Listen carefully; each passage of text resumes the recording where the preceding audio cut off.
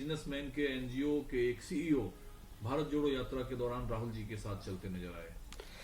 देखिए, जहाँ तक है भारत जोड़ो का सवाल है, वहाँ तो किसी को दावत नहीं दी गई थी। लोग स्वयं आए थे और बहुत सारे, हर कहा जाए कि अलग अलग प्रोफेशन के लोग आए थे। पत्रकार आए थे, फिल्म स्टार आए थे, लेखक आए थे, एनजीओज के लोग आए थे। तो उसमें तो खुला इनविटेशन था कि जो भी भारत जोड़ो यात्रा में जिसकी दिलचस्पी है इस कार्यक्रम में, वो शामिल हो सकते हैं और उसके लोग शामिल हुए। तो ये हिसाब किताब रखना, जब वहाँ लाखों लोग जुड़ रहे हों कि कौन आ रहा है कौन जा रहा है, मुश्किल था। लेकिन किसी ऐसे व्यक्ति को हम लोगों ने इनविटेशन नहीं दिया। दूसरी बात यह है कि ये जो कहा जा रहा है भाजपा की तरफ से कि हमारे अंदरूनी मामले में दखल दिया जा रहा है, लोकतांत्रिक हमारा देश है, तो ये बीजेपी भूल जाती है कि पिछले राष्ट्रपति का जो चुनाव हुआ था अमेरिका में, उसमें हमारे प्रधानमंत्री खुलेआम जाकर ट्रम्प के लिए वोट मांग रहे थे। अब की बार ट्रम्प सरकार, तो वो क्या हस्तक्षेप नहीं था? तो वो तो सीधा हस्तक्षेप था। आज तक के कभी ऐसा नहीं हुआ किसी दूसरे देश का प्रधानमंत्री और दूसरे देश में जाकर वहाँ के प्रधानमंत्री के बारे में या वहाँ के राष्ट्रपति के लिए वोट मांगे। तो इससे बड़ा हस्तक्षेप तो हमको लगता है कभी हुआ ही नहीं होगा। सर, भिवानी हत्याकांड पर आपका क्या नजरिया है? 2 लोगों को जिंदा जला दिया गया, इनकी खोजबीन की जा रही है। राजस्थान के एक मंत्री ने इसे राष्ट्रीय आपदा बताया। जिला चूंकि भरतपुर से सटा हुआ है, भरतपुर के पुलिस अधिकारी ने कहा कि मृतकों के बारे में ऐसा लग रहा है कि वो गौ तस्करी में शामिल थे। देखिए, ऐसा है कि कुछ भी हो, अगर किसी ने गलत काम किया है तो हमारे देश में कानून है, न्यायालय है और उसके द्वारा पुलिस है, उसके द्वारा कार्रवाई होनी चाहिए। अगर किसी ने ऐसा काम किया है और तो मैं सोचता हूँ कि जाहिर है कि उसके ऊपर जो कानून में जो प्रावधान है उसके अनुसार उस पर मुकदमा चलना चाहिए और सज़ा मिलनी चाहिए। लेकिन ऐसा है कि तथाकथित गौ रक्षक के गिरोह के द्वारा जुनैद और नासुर की अमानवीय हत्या हुई है। अब ये तो छानबीन से पता चलेगा कि किसने की है और इसके पीछे कौन लोग हैं।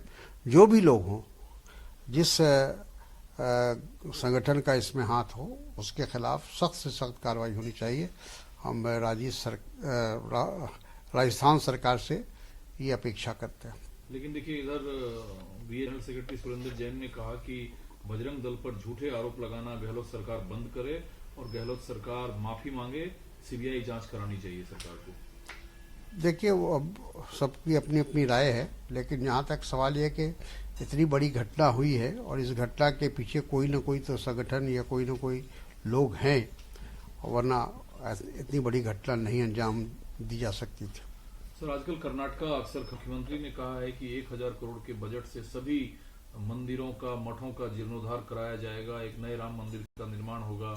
इस पर आपके नेता डीके शिव कुमार ने कहा कि मैं तो अपने क्षेत्र में खुद अपने खर्चे पे राम मंदिर बनाया हूँ। क्या सरकार ने ऐसा कभी किया है अपने क्षेत्र में?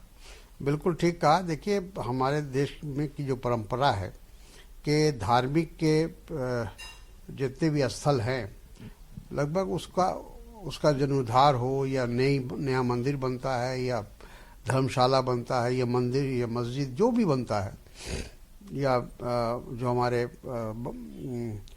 जैन समुदाय के लोग हैं, सभी लोग अपना खुद ही बनाते हैं, खुद ही अपने ज़रिए उसको बनाया करते हैं या उसका मेंटेनेंस करते हैं।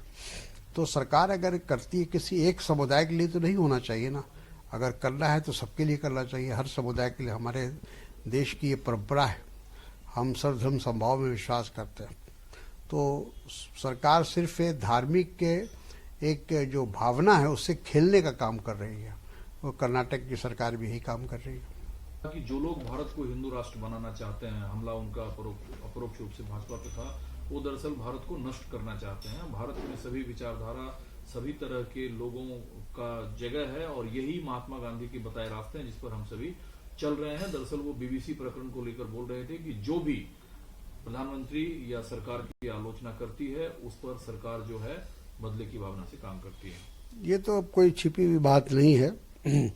ये तो एक तरह से सार्वजनिक हो चुका है कि मोदी सरकार के खिलाफ या मोदी जी के खिलाफ कोई भी, चाहे कोई पत्रकार हो, लेखक हो, बुद्धिजीवी हो, अगर आवाज़ उठाएगा, प्रश्न करेगा तो उसके खिलाफ सख्त से सख्त कार्रवाई होगी।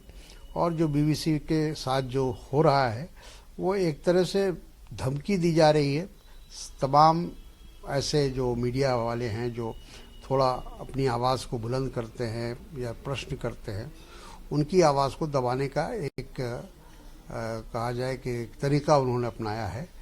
और ये बताना चाहते हैं कि जब हम बीबीसी को की आवाज़ बंद कर सकते हैं तो आपकी आवाज़ क्या है मेरे सामने।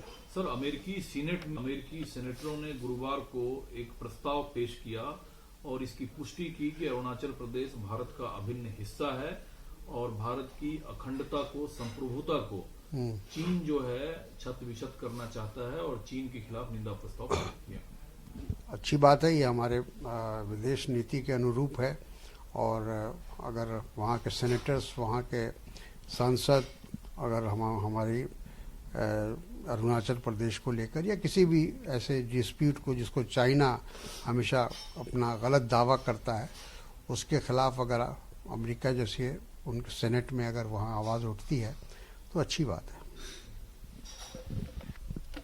सर, जो शिवसेना में 2 फूट हुआ, एक नया गुट एकनाथ शिंदे गुट बना, चुनाव आयोग का फैसला आया है कि जो पार्टी का नाम है और जो चुनाव चिन्ह है वो एकनाथ शिंदे गुट के साथ रहेगा। देखिए, ये तो पहले दिन से लोग इस बात को जान रहे थे, क्योंकि चुनाव आयोग वही करेगा जो उसको ऊपर से निर्देश मिलेगा। आज का चुनाव आयोग वो सेशन वाला चुनाव आयोग नहीं है कि जो अपने विवेक से फैसला लेता हो। सभी लोग जानते हैं कि अब ये जेबी संस्था बनकर रह गई है, तो इसलिए लोगों को ये उम्मीद थी कि ये उद्धव ठाकरे के खिलाफ फैसला आएगा और वही हुआ है। आपको लगता है ये शिवसेना के लिए, जो बाला साहब ठाकरे की शिवसेना थी, है ये? मेरा ख्याल है इससे कोई फर्क नहीं पड़ेगा। हम लोगों ने अपने राजनीतिक जीवन में देखा है बहुत सारी पार्टियां, कांग्रेस के साथ साथ जनता दल और दूसरी पार्टियों में बहुत लोग उससे अलग हुए, अपना नया सिंबल लिया, नए ढंग से पार्टी को संगठन तैयार किया। तो इसलिए कोई नई बात नहीं है और मैं समझता हूँ कि इसका कोई असर चुनाव पर नहीं पड़ेगा। अगर लोगों की हमदर्दी उद्धव ठाकरे के साथ है तो लोग उन्हीं के साथ जाएंगे, चाहे सिंबल कुछ भी हो।